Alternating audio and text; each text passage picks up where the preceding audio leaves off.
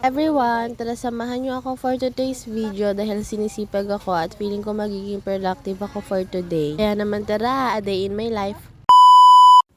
Time check, 2 AM na ng madaling araw, gising pa ako kasi sabi nila tita uuwi kami sa amin.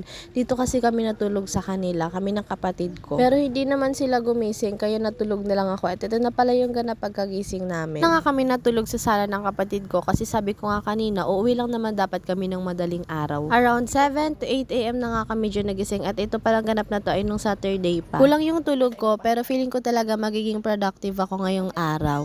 Kaya naman itinali ko na ulit yung mga kurtinang ibinaba ko kagabi bago ako matulog. Maaga pa nga ng mga oras na yan pero yung init talaga namang sobrang init na. Inayos ko na din pala tong pinagigaan ko kasi wala namang ibang mag-aayos nito. Pero kung hindi naka-vlog hahayaan niya lang yan dyan nakakakalat. Sabi ko nga dito sa kapatid ko ayusin niya din yung pinaghigaan niya tapos ayaw niya kasi ayaw niya magpa-video. Akala mo naman talaga. After nga niyan para nga masimulan na lahat ng mga gagawin naghilamos na ako tsaka nag-toothbrush. Pero ang totoo naghilamos lang talaga at nagmumug kasi naiwan ko yung toothbrush ko sa amin. Recommended talaga na tissue yung gagamitin sa pagpunas ng mukha para iwas sa dirt. Nakita ko din pala tong kapatid ko na nagpapakitang gilas kasi nagwawalis. After nga ng lahat-lahat mag-aalmusal na rin kami ngayon. Bili lang pala sila dyan ng pansit na luto na para less hassle. Sarap din naman to lalo na kung nagmamadali ka mag-almusal at wala nang time magluto. Timpla na nga rin ako ng kape at 3-in-1 ngayon yung kakapehin ko kasi wala ng black coffee pero bihira lang talaga ako magkape ng 3-in-1. Alam naman kasi natin na hindi talaga yun mabuti sa katawan natin at sa kalusugan. Banda dito pala guys, tinitikman niya yung tinimpla niyang kape kasi yung kalamansi na dapat ilalagay niya sa pansit ay nilagay niya sa kape. Natikim nga namin yan kay Kuya Bob tapos sabi niya masarap daw. Pero nung sinabi namin na may kalamansi tsaka nilalasahan na may kalamansi. Ganun talaga yun, kapag hindi mo alam hindi mo malalasahan. After naman pala namin mag-almusal, niligpit ko na yung mga pinagkainan namin kasi naka-video.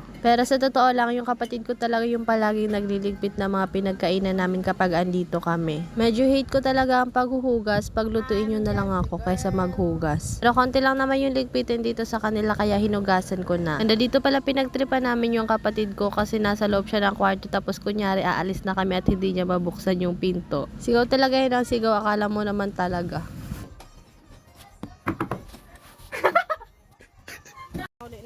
Nang 9 AM naman pala, uuwi na kami. Taga Santa Lucia lang naman kami at sila tita ay taga San Miguel kaya malapit lang. Pagka-uwi ko nga ay naglaba ka agad ako kasi sabi ko nga sa inyo kanina maganda yung init ng panahon. Kaya opportunity na to maglaba ng madami. Habang naglalaba pala ako, dumating yung parcel ni Papa kaya naman binuksan ko. Ganito naman ako palagi kapag may dumadating siyang parcel, binubuksan ko. Ito daw pala yung heater na in-order niya para doon sa trabaho niya. Yung brand ganito familiar kaya pala kasi ganito din yung brand ng mixer ko.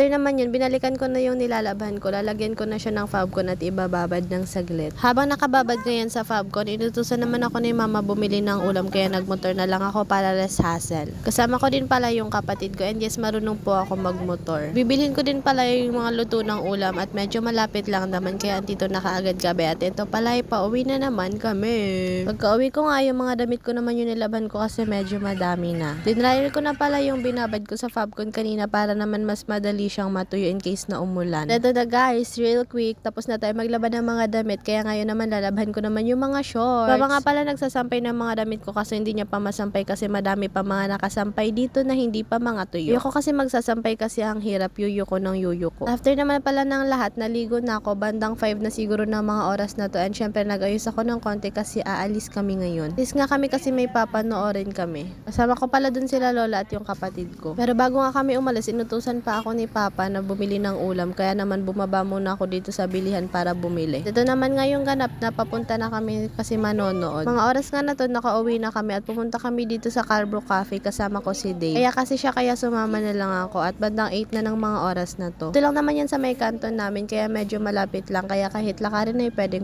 na. Kaming dalawa na nga lang yung tao dito kasi siguro pasara na din to. Luki na nga siguro kami dito at siguro kilala din kami ng may-ari. Hands-on kasi sila, yung sila mismo yung nagsiserve ng mga order ninyo. Pili lang pala kami dyan ng ice cream at inaantay na lang namin dyan yung order namin na fries. Di na nga yan namin dyan kinain kasi anong oras na din. Kaya habang naglalakad tsaka namin kinain. Lang for today. Kung nakaabot ka dito sa last part, thank you so much for watching.